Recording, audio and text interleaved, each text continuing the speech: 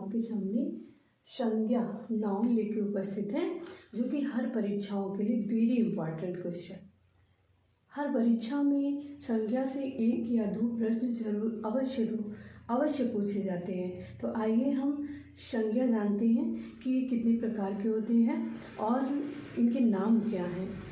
तो हम आपको संज्ञा पढ़ाने चल रहे हैं। चलिए देखते हैं संज्ञा क्या है। जैसे आपने देखा कि संज्ञा होता क्या है, पहले हमें इसे जानना चाहिए। तो इसका शाब्दिक अर्थ है नाम, यानी नाम को ही हम क्या कहते हैं, संज्ञा। अब किसके नाम को हम संज्ञा कहते हैं, यानी आप समझिए संज्ञा है क्या। संज्ञा कुछ नहीं है, संज्ञा व्यक्ति हो, वस्तु हो, स्थान हो, शहर हो, पर्वत हो, यानी कोई भी, कहा गया ना, व्यक्ति, वस्तु और स्थान, यानी इनके नाम को ही हम संज्ञा कहते हैं। यानी संज्ञा एक प्रकार का नाम है।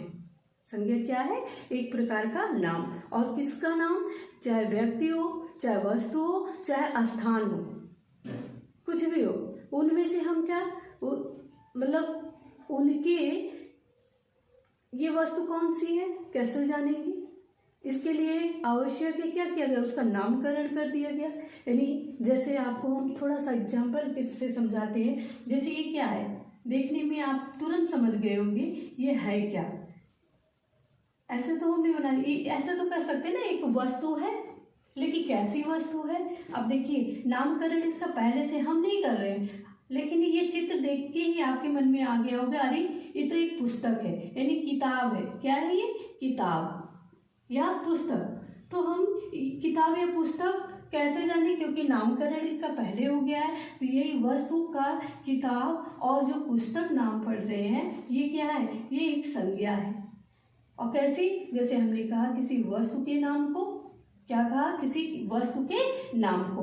और फिर हमने कहा व्यक्ति के नाम को संज्ञा कहते हैं। जैसे एक व्यक्ति, भाई हंसना नहीं, ड्राइंग बहुत अच्छी नहीं है, लेकिन आप एग्जाम्पल पेश किए हैं कि आप जानिए। जैसे एक व्यक्ति है, आपने जान लिया कि एक व्यक्ति है, लेकिन व्यक्ति तो बहुत सारे हैं ना, हम कैसे जानेंगे। किसी को बुलाना हो तो हम कैसे बुलाएंगे, क्योंकि व्यक्ति तो बहुत सारे हैं, भीड़ में हम कैसे पहचानेंगे। तो उसके लिए एक नाम रख दिया गया। जैसे हम छोटा सा नाम लेते हैं, राम। आप देखेंगे अरे वो तो राम जा रहा है, कौन जा रहा है, राम जा रहा है। अब राम क्या हो गया, उस व्यक्ति का नाम हो गया, लेकिन इसी नाम को हम क्या कहेंगे, व्यक्तिवाची संज्ञा। तो आपने समझा कि संज्ञा क्या है। तो संज्ञा का शाब्दिक अर्थ बस कुछ नहीं है बेटा, नाम है। और क्या, जैसे हमने कहा कोई व्यक्ति है, कोई वस्तु है, कोई स्थान है। जैसे स्थान हमने कह दिया कि लखनऊ, अब ये लखनऊ है क्या, स्थान ही है ना। अब उस स्थान का नामकरण कर दिया गया, लखनऊ शहर कह दिया गया। अब शहर जातिवाचक, आगे हम इसको समझेंगे कितनी बारीकी से कि नाम भी किया गया, स्थान का किया गया, और यदि हम स्थान को क्या कहेंगे, शहर के रूप में जानते हैं, तो ये जातिवाचक संज्ञा होगी। तो आइए इस तरह हम क्या समझते हैं कि इसके प्रकार को जानते हैं। आपने छोटा सा जाना अभी कि संज्ञा है क्या। तो संज्ञा नाम है, और कैसा नाम है, किसी व्यक्ति का हो, किसी वस्तु का हो, किसी स्थान का हो, यानी उसे हम उसके नामों को संज्ञा कहते हैं। आइए हम संज्ञा के प्रकार को जानते हैं।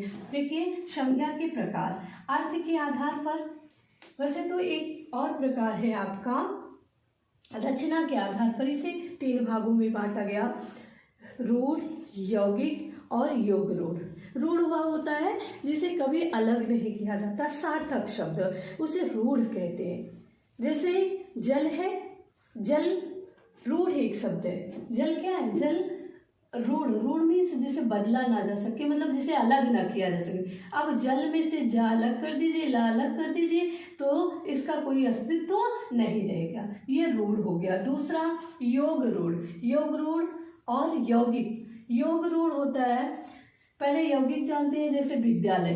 अब विद्यालय क्या है, यौगिक है, विद्या का आलय, विद्या धन आलय यानी विद्यालय। तो क्या हुआ, जो स्थान पढ़ने का है उसको क्या कहेंगे, विद्या, यानी विद्या कहाँ से, विद्या जहाँ ग्रहण की जाती है उस स्थान को क्या किया गया, विद्या का आलय, आश्रय। और आश्रय यानी आलय, जहाँ पर हम बैठ के पढ़ते हैं, इसलिए उसका नाम नामकरण कर दिया गया विद्यालय। तो ये विद्यालय क्या है, स्थान का ही नामकरण है, इसलिए ये भी संज्ञा में आता है।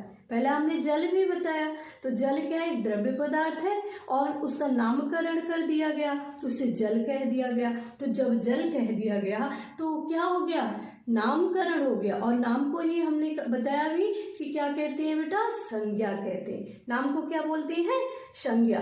तो इसलिए जो संज्ञा है, और तीसरा आता है योग रूढ़।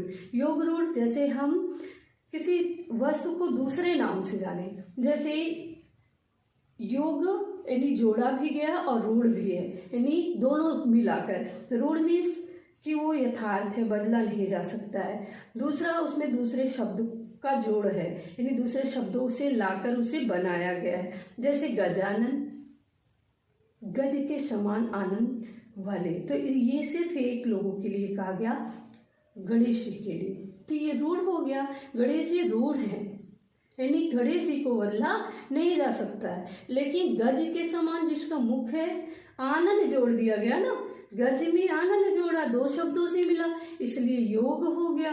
और रूढ़ भी है, यानी योग रूढ़, दो शब्दों से। तो इस तरह भी नामकरण, लेकिन ये ज़्यादा सटीक नहीं हुआ, इसे ज़्यादा मान्यता नहीं मिली।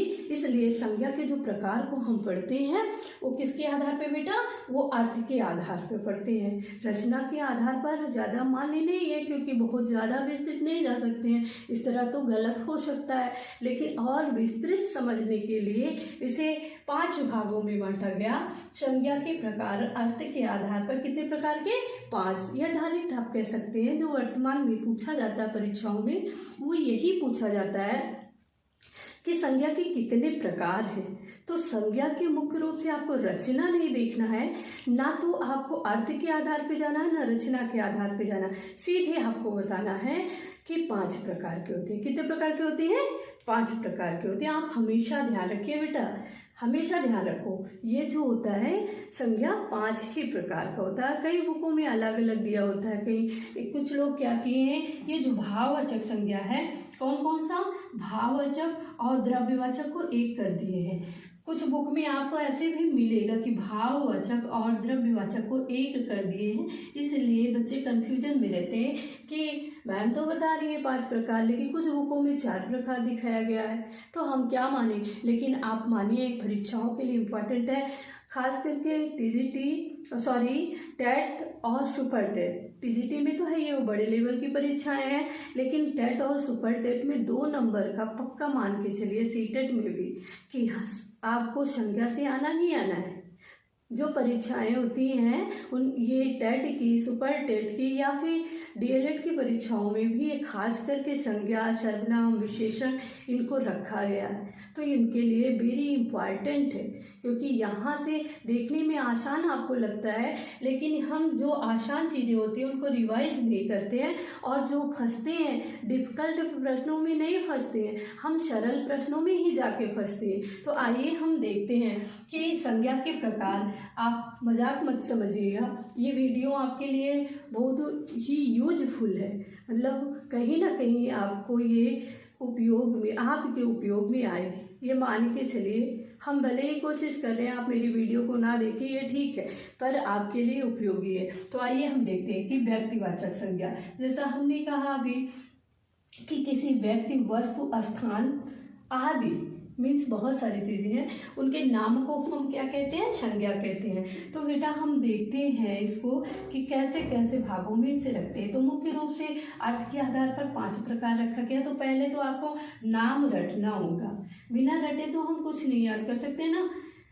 पहले हमको नाम को रटना होगा, तैयार करना होगा कि 5 प्रकार हैं कौन। तो आइए हम 5 प्रकार को जानते हैं। पहला है आपका व्यक्तिवाचक संज्ञा, दूसरा है आपका जातिवाचक संज्ञा, और तीसरा है आपका भाववाचक संज्ञा, चौथा है द्रव्यवाचक संज्ञा, और 5वां है समूहवाचक संज्ञा। तो आप मेरे साथ दोहराते रहिए बच्चों, क्योंकि जब तक आप दोहराएंगे नहीं, जब तक आप मुंह से बोलेंगे नहीं, तब तक आपको कभी तैयार नहीं होगा। आप चाहे जितना उसको देखते रहिए, जब तक आप बोलते रहिए। एक दिन की चीज़ नहीं है, आप जितनी बार बोलेंगे, रिवाइज करेंगे, लिखेंगे, प्रैक्टिस करेंगे, उतना ही अधिकतम स्थायी होगा।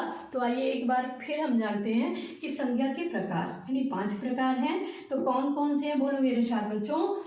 व्यक्तिवाचक संज्ञा, दूसरा जातिवाचक संज्ञा, तीसरा भाववाचक संज्ञा, चौथा द्रव्यवाचक संज्ञा और समूहवाचक संज्ञा।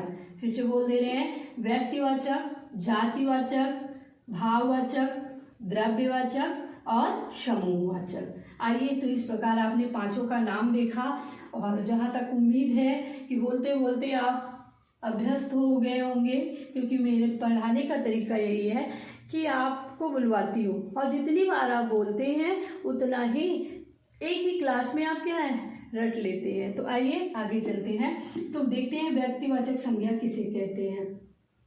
जैसे व्यक्ति मीन्स होता है सिंगल मतलब अकेला। व्यक्तिवाचक ये व्यक्ति से नहीं होता है कि कोई व्यक्ति, मतलब जो अकेले एक हो, एक पर्सन। व्यक्तिगत कहते हैं ना, व्यक्तिगत सिर्फ अपना, या कोई अकेला, कोई एक पर्सन, तो वो कौन। जैसे व्यक्तिवाचक संज्ञा वह संज्ञा होती है जो किसी व्यक्ति, वस्तु, स्थान की केवल एक व्यक्ति का एक नाम हो।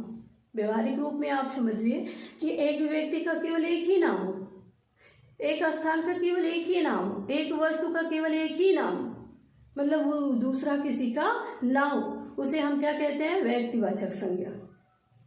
समझे आप, नहीं समझे? मैं समझा रही हूँ फिर से। जैसे कहा किसी व्यक्ति, एक यहाँ कहा ना, किसी व्यक्ति, वस्तु, स्थान के नाम को हम संज्ञा कहते हैं। लेकिन समझिए, अब व्यक्तिवाचक व्यक्तिगत लगा दिया ना, व्यक्तिगत मतलब किसी का दूसरे का और नहीं होना चाहिए। जैसे हमने व्यक्ति का लिया कि 10 व्यक्ति हैं, तो 10 हमने कह दिया व्यक्ति, तो व्यक्ति तो बहुत सारे हैं, लेकिन उनमें से अकेला मतलब एक दूसरे से अलग करने के लिए हम उसका नामकरण कर देते हैं, तो वही नाम क्या है, व्यक्तिवाचक। जैसे हमने कहा कि एक व्यक्ति लेते हैं और उसका नाम रख दिया राम, व्यक्ति कह दिया, तो व्यक्ति तो बहुत सारे हैं ना, लेकिन उसमें से हमने कह दिया जाओ उन व्यक्तियों में से राम को बुला के लाओ। अब राम क्या हो गया, राम व्यक्तिवाचक मतलब व्यक्तिगत, हमें राम को ही बुलाना है, सारे व्यक्तियों को नहीं बुलाना है। फिर हमने कहा जाओ पुस्तक लेके आओ। अब पुस्तक तो बहुत सारी पुस्तकें हो गई, लेकिन हम यहाँ क्या पढ़ रहे हैं, व्यक्तिवाचक, तो हमने डायरेक्ट क्या कहा, एक पुस्तक रामायण। अब रामायण तो दूसरी नहीं है ना, केवल एक है, तो हमें क्या लाना है, रामायण लाना है। जाओ बच्चों क्या लाओ, रामायण लेके आओ। फिर हमने कहा मुझे शहर जाना है। अब शहर क्या हो गया, शहर तो अलग हो गया, बहुत सारे शहर हैं, लेकिन उसमें से हम पढ़ के आ रहे हैं व्यक्तिवाचक, यानी जो अकेले, मैंने उसको नाम से बुलाया। हमने कहा कि हमको दिल्ली शहर जाना है। हमें कहाँ जाना है बच्चों, दिल्ली शहर जाना है। अब दिल्ली शहर जाना है तो दिल्ली कह दिया ना, कोई झंझट नहीं, अकेले दिल्ली तो एक है, हमारी राजधानी है, आप जानते ही हैं। तो वहाँ जाने मतलब कोई भी, जैसे दिल्ली ना के बनारस कह दिया तो बनारस तो एक ही है। हमने कह दिया कि हमें कहाँ जाना है, आगरा जाना है। हमने कह दिया कि हमें कहाँ जाना है, हैदराबाद जाना है, मतलब एक है, तो एक है मतलब व्यक्तिगत। हमने डायरेक्ट कहा कि नहीं नहीं हमें दिल्ली जाना है। अब किसी ने कहा कि ये तो शहर जा रहा है, अब शहर तो बहुत सारे हैं, लेकिन हमने उसमें से क्या कहा, नहीं नहीं हमको शहर में कहाँ जाना है, दिल्ली जाना है। तो इस तरह आप समझेंगे तो कभी भूलेंगे नहीं। आइए फिर हमने कहा गंगा, गंगा कह दिया, क्यों, हमें गंगा स्नान करने जाना है। स्नान तो जल से भी हो सकता है, स्नान तो घर में भी हो सकता है, स्नान तो बाहर भी हो सकता है, लेकिन नहीं, हमें क्या करने जाना है, गंगा स्नान करने जाना है। नाम दे दिया ना, क्या करने जाना है, व्यक्तिगत रूप से कहाँ जाना है, गंगा स्नान करने जाना है। अब फिर आइए हम पर्वत की बात करते हैं। हिमालय नाम दे दिया। अब देखिए कह दिया कि पर्वत, बहुत सारे पर्वत हैं बच्चों, लेकिन हमें कौन से पर्वत की बात करना है बच्चों, आज हम पर्वत की बात करेंगे। और पर्वत में किसकी, हिमालय पर्वत। अब व्यक्तिगत एक हिमालय है ना, 2-4 तो है नहीं, व्यक्तिगत बात हो रही है व्यक्तिवाचक संज्ञा की, तो हमें पर्वतों में किसकी बात करना है? हिमालय की बात करना है। अब हिमालय पे आके रुक गए ना, तो इस तरह क्या हुआ बेटा, व्यक्तिवाचक जो सिंगल किसी एक हो, किसी एक व्यक्ति की बात की जाए, उसका किसी एक व्यक्ति का नाम रख दिया जाए, किसी एक शहर का नाम रख दिया जाए, दूसरा उसके समान कोई ना हो, तो उसे हम व्यक्तिवाचक व्यवहारिक रूप में आप समझिए। फिर हम आइए जातिवाचक, जो पूरे अब जातिवाचक संज्ञा क्या है? जातिवाचक संज्ञा वह संज्ञा है जो पूरी जाति को दर्शाता है। किसी व्यक्तिगत, अभी तक आपने व्यक्तिगत पढ़ा कि जातियों में से क्या हुआ, आपने किसी एक पर फोकस किया, किसी एक को बुलाना, किसी एक का नामकरण किया, चाहे शहर हो, चाहे स्थान हो, चाहे व्यक्ति हो, चाहे वस्तु हो, चाहे जो हो, मतलब आपने क्या किया कि एक व्यक्तिगत एक को बुलाया है, व्यक्तिगत एक का नाम लिया, तो व्यक्तिवाचक। लेकिन यहाँ क्या करना है हमें? जातिवाचक पूरी जाति को इंगित करता है। क्या करता है? जाति को इंगित करता है। जैसे हमने कहा यहाँ राम, तो राम क्या हो गया बेटा? राम व्यक्तिगत हो गया। जैसे हमने कहा लड़कों में, अब लड़का, देखिए यहाँ पे हम व्यक्तिवाचक नहीं पढ़ रहे बल्कि क्या पढ़ रहे हैं? जातिवाचक। तो आपने कहा लड़का, अब लड़का कह दिया ना, तो ये पूरी जात यानी लड़कों की जात, मतलब एक टोली खड़ी हुई है, क्या है? लड़का। उसमें क्या है? ये लड़का है। अब लड़का है लेकिन आपको ये नहीं पता है किसका लड़का है, इसका क्या नाम है, आपने सीधे कह दिया एक लड़का है, मतलब जाति आपने बता दी। फिर कहा आपने किताब, किताब लाओ। अब किताब तो आपने कह दिया, समस्या हुई कि उसमें क्या पूरी ढेर सारी किताबें रखी हुई हैं, रैक आपकी भरी हुई है। अब क्या हुआ? अब मम्मी ने आदेश दे दिया कि आप किताब लाओ, लेकिन नाम नहीं दिया व्यक्तिगत किसी का कि आप रामायण लाओ, आप गीता लाओ, आप क्या लाओ, जाके बताइए। आप काव्य की कोई दे दिया कि आप जाइए और क्या लाइए, शिव पुराण लेके आइए, तो ये तो व्यक्तिगत नाम हुआ ना, व्यक्तिवाचक। लेकिन नहीं, उन्होंने डायरेक्ट कह दिया किताब लाओ। अब किताब क्या कह दिया? जातिवाचक। पूरी जाति नहीं, पूरी किताब रखी हुई है, पूरी किताबें क्या है? जाति। एक किताब, जहाँ आप जाएंगे ना कहेंगे ये क्या है? किताब है। आपको कुछ भी मालूम ना हो लेकिन आपने कह दिया, इतना तो आप ध्यान ही रहे हैं कि ये किताब है। तो अब तो बड़ी झंझट हुई, किताब सारी रखी है, मुझे क्या ले जाना है, तो आपने जाति जाना। फिर आप शहर, अब देखिए कहाँ आप कुछ नहीं जाने हैं, कोई आया आपके घर में, पूछा आपका बेटा कहाँ है, तो आपने कह दिया आपको पता नहीं है कि किस शहर में रहता है, लेकिन डायरेक्ट आप इतना तो जानते हैं, आपने कह दिया शहर में रहता है। अब आपको ये नहीं पता है कि किस शहर में रहता है। जब किस लगा देंगे या नाम दे देंगे तो व्यक्तिवाचक, लेकिन शहर तो ये जो स्थान है उसका नामकरण किया गया शहर, लेकिन नाम नहीं रखा गया खास करके व्यक्तिगत रूप से, तो शहर एक जाति हो गई, यानी बहुत सारे शहर हैं। आगे आइए, हम आगे समझते हैं नदी। अब नदी कह दिया गया, तो नदी क्या है बेटा? जातिवाचक संज्ञा। अब ये पूरी जाति को, नदी नदी एक नहीं है, नदी हजारों है, ये नदियों की जाति को इंगित कर रहा है, मतलब एक नहीं कई नदी, बहुत नदी हैं।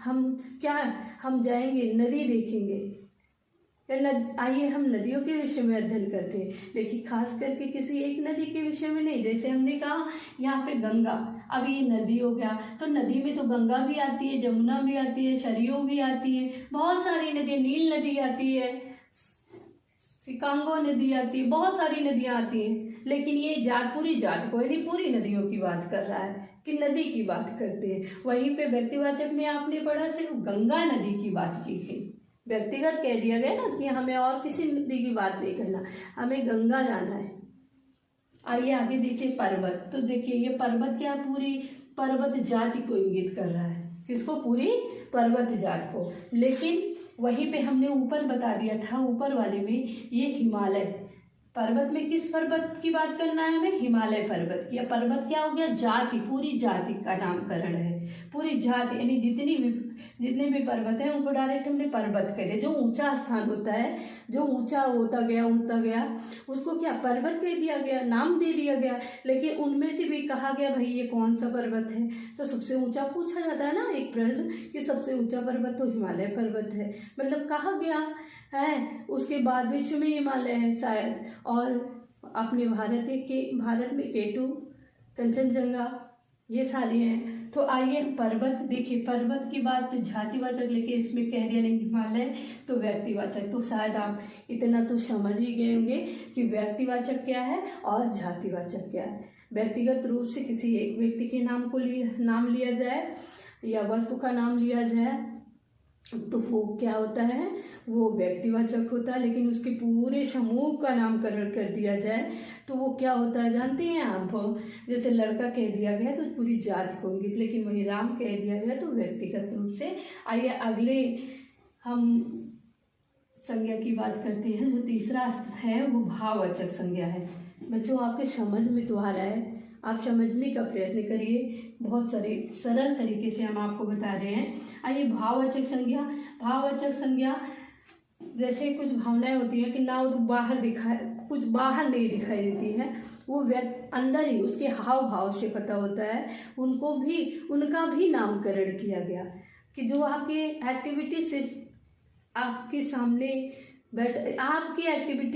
सामने बैठा हुआ व्यक्ति क्या करता है, अनुमान लगा लेता है, उसका भी नामकरण किया गया कि हम इसको कैसे जाने ये क्या है, तो उसका भी नामकरण किया गया। उसे भाववाचक संज्ञा कहते हैं। जो आंतरिक होता है वो बाह्य रूप से दिखाई नहीं देता, कोई तौलने की चीज़ नहीं है, कोई मोल लेने की चीज़ नहीं, कोई स्थान नहीं है, कोई व्यक्ति नहीं है, मतलब वो एक व्यक्ति के अंदर निहित है, आंतरिक। तो इससे आप सोचिए कि आंतरिक क्या क्या हो सकता है, एक व्यक्ति में क्या क्या हो सकती हैं, कमियां हो सकती हैं, अच्छाइयाँ हो सकती हैं, और उनका नामकरण कर दिया गया। और उनका नामकरण न किया गया होता तो हम कैसे जानते, सिर्फ एक्टिविटी कि क्या करता, देखता लेकिन समझ ना पाता, इसलिए उसका नामकरण कर दिया गया। कोई हंस के बोल रहा है, एक दो लोग बात कर रहे हैं तो हम लोग क्या कहते हैं, बड़े प्रेम से बात कर रहा है। कभी कभी देखिए दो लोग रहते हैं आपस में बोलते बोलते रो पड़ते हैं, तो आप क्या कहते हैं बेटा कि ये कुछ तो जरूर बात है। क्या कर रहा है, व्यक्ति रो रहा है, यानी आंसू चू रहे हैं, द्रव्य पदार्थ कुछ छू रहा है तो उसको आंसू नाम दे दिए। और क्या कर रहा है, जब छू रहा है तो रो रहा है, मतलब आंतरिक रूप से कुछ भावनाएं आई तो वही भावनात्मक होता है या भाववाचक संज्ञा कहते हैं। आइए इसको भी हम लोग देखते हैं। जैसे क्रोध, ईर्ष्या, मिठास सब आंतरिक है। ये प्रेम, रोना, हंसना, मतलब इसमें से क्या है, ऐसा कुछ है कि जो बाह्य रूप से हो, जिसको हम पकड़ सकें, तौल सकें, थैले में भर सके, ऐसा कुछ नहीं। ये व्यक्ति के अंदर निहित होता है। इतना अनुमान लगाइए, आप हमेशा ऐसे बैठा लेंगे तो जहाँ भाववाचक संज्ञा आएगी आप तुरंत पहचान जाएंगे। इसलिए थोड़ा मैं आपको ये किताबी कीड़ा नहीं बना रही हूँ, सिर्फ आपको समझाने की कोशिश कर रही हूँ कि आप हमेशा इस तरीके से पढ़ते हैं तो कहीं भी आए इतनी सारी संज्ञाएं हम रट नहीं सकते हैं, हम समझने का प्रयत्न करते हैं। तो जो व्यक्ति के अंदर निहित होता है, इसको नाप नहीं सकते, तौल नहीं सकते हैं, सिर्फ उसके हाव भाव से पता कर सकते हैं, उसका जो नामकरण किया गया उसे भाववाचक संज्ञा कहा गया। जैसे कोई हंस रहा है, हंस के बात कर रहा है तो हम कहेंगे बड़ा प्रेम है भाई। और फिर क्या कहते हैं, कोई आंखें लाल लाल किए भवें चढ़ाए तो क्या है, हम लोग कह देते हैं अरे बड़े गुस्से में है, बड़ा क्रोध है, तो उसको कहेंगे क्रोध। ईर्ष्या, मतलब एक दूसरे की किसी की तारीफ कर दो तो दूसरा क्या है, जलने लगता है, तो ईर्ष्या मतलब एक दूसरे से ईर्ष्या है। और मिठास मीन्स आप कुछ मीठा खा रहे हैं, उसका स्वाद जीवा से कह रहे हैं वाह बहुत अच्छा है, तो मिठास, मीठा जो होता है वो मीठा एक मूल शब्द है, उससे मिठास बनाया गया है। तो मिठास और प्रेम, रोना, हंसना। आइए हम आगे समझते हैं। चौथा द्रव्यवाचक संज्ञा। तो द्रव्यवाचक संज्ञा आप हमेशा जानिए। अब देखिए यहाँ हमने बात की भाववाचक संज्ञा की कि जिसे नाप नहीं सकते, तौल नहीं सकते हैं, सिर्फ एक्टिविटी यानी हाव भाव से हमें पता चलता है, उसी का नामकरण कर दिए कि हमें कोई हंस के बात कर रहा है तो उसका नामकरण हो गया, अरे बहुत प्रेम है, हंस रहा है। मतलब किसी के कोई तरल पदार्थ छू रहा है तो उसको आंसू कह दिए तो हमने कहा अरे वो तो रो रहा है। लेकिन यहाँ क्या है, द्रव्यवाचक में कि इसे नाप सकते हैं, तौल सकते हैं, यानी किसी वस्तु का नामकरण किया गया है, उसे हम क्या कहेंगे, द्रव्यवाचक संज्ञा। अब इसको देखते हैं कि तीन भागों में बांटा गया।